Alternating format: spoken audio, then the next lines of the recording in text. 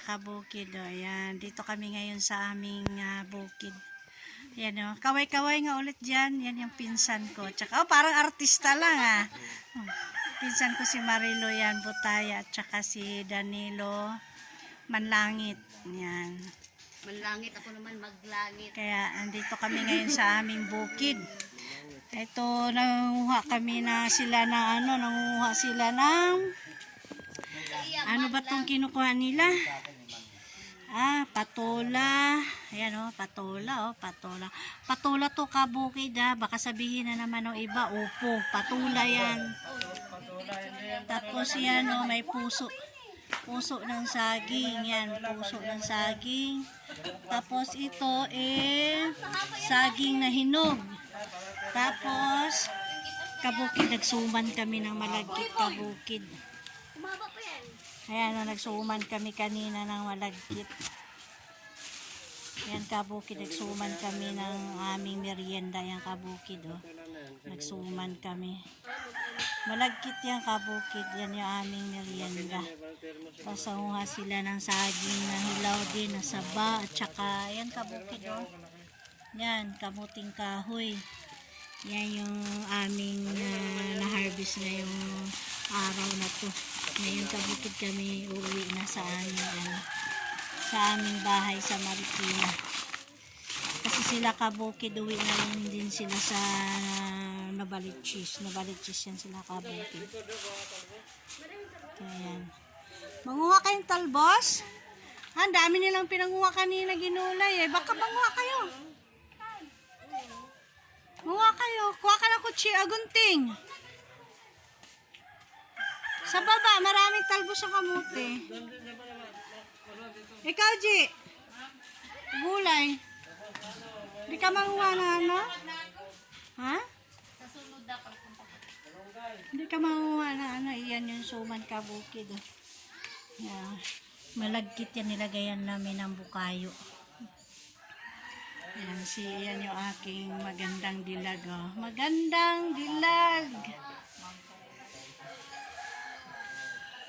Kaya dito na naman kami kabukid. Pero maya-maya dumating kami kabukid dito siguro mga alas 10 siguro yun ng umaga. Pero ngayon mag-alas 3 ayan 2:59. Kaya pauwi na rin kami ng Marikina kabukid. Pamangkin ko nagdidilig ng aking mga halaman. Ito yung pinsan ko kabukid, nanguha ng gulay daw, magugulay daw siya. Lago na ng bulaklak ko.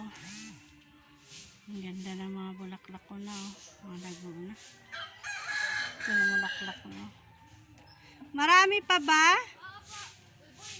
Doon sa likod, ang dami pa din sa likod, Daya. Habaan mo ng putol, ay iksi naman yan. Tapos balutin mo ng dahon ng saging.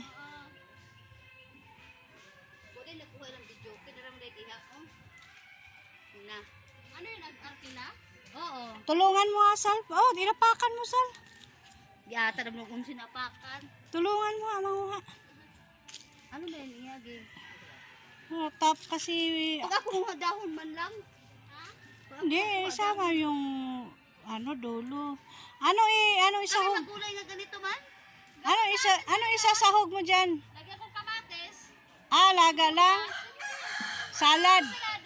Ensalada. Oo nga, masarap yan. Kaya yan, vitamins yan. Yan kabukid.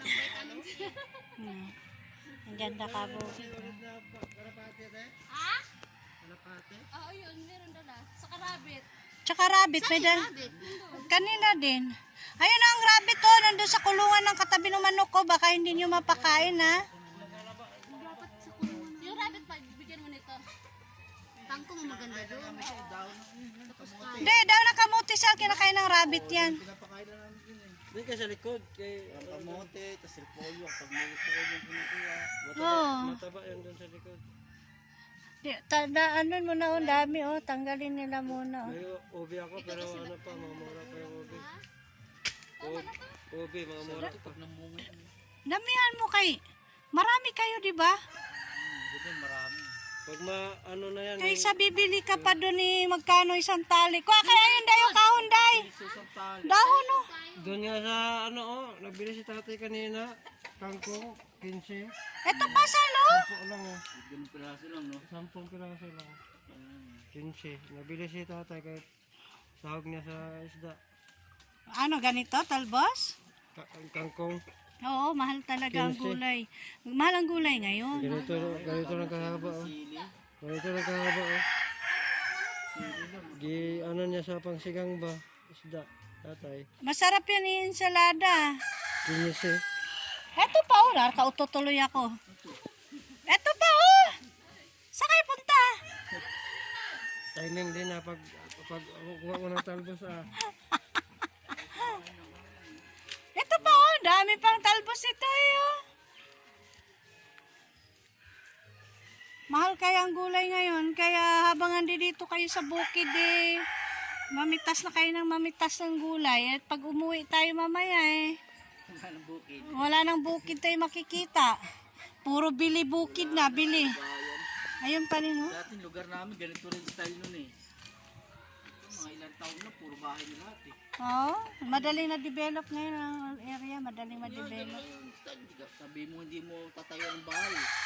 Puro puno ganyan, pababa, puro santol, mangga. Mga ilang taon na, puro bahay na lahat. Wala ka na makita. Oo. Ang galing na eh. Nade-develop na. Hindi ka talaga maniwala ka na matatayo ng bahay eh.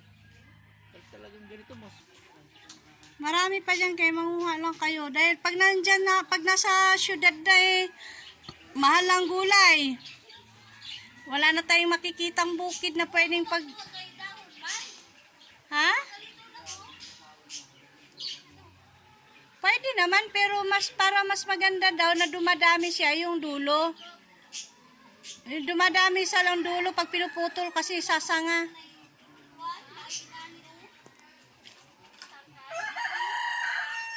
Kaya nguha sila ng gulay kabukid dati. Ano?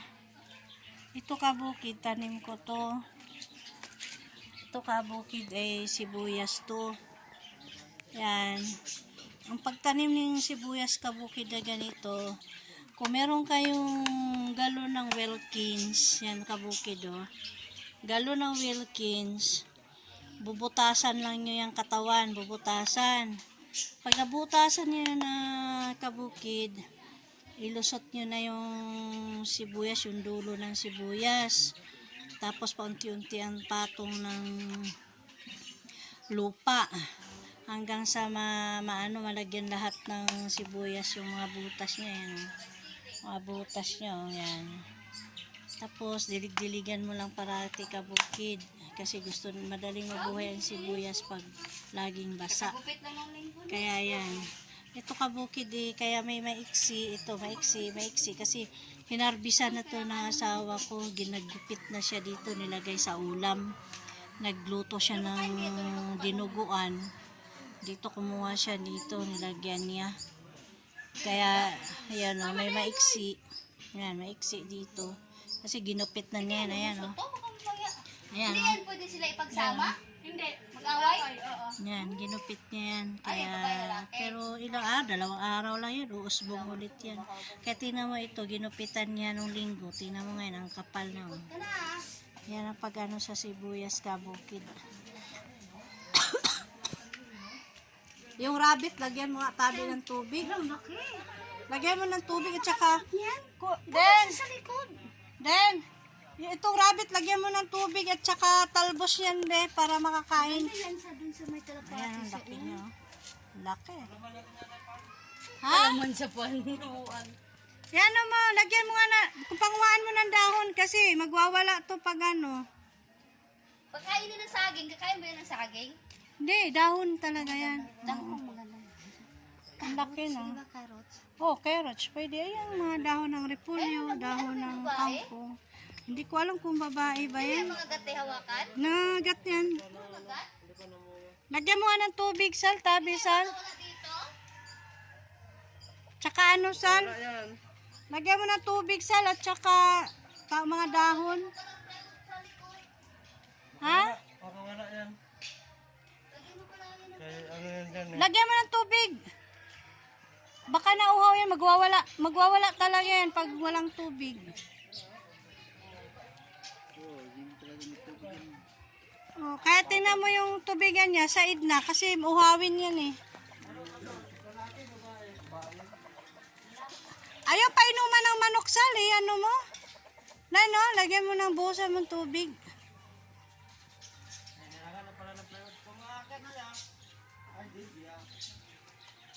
Tsaka dahon lang ang lalagay dyan. Mga damo-damo ay ano, repolyo, pichay, yan, carrots, kangkong.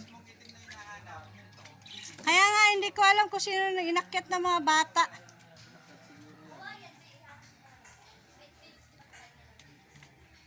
Kaya yan, kabukid. Marami ka nakuhang talbos? Marami. Isang anuhan din.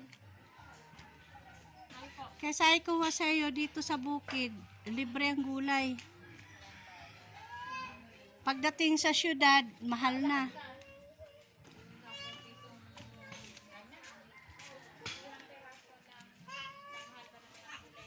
Aking mga sino nagdilig ng mga halaman?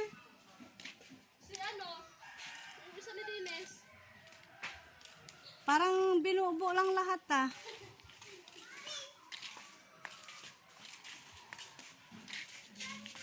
Kaya yan, kabukid, maya-maya kabukid, uwi na rin kami. Doon kayo mama natulog. Oo, uwi na rin. Oo. Pag doon dito pala bumuwi din kayo doon. Oo. Kaya maraming salamat, kabukid. Ingat po kayo. God bless po. Salamat. Salamat. Salamat.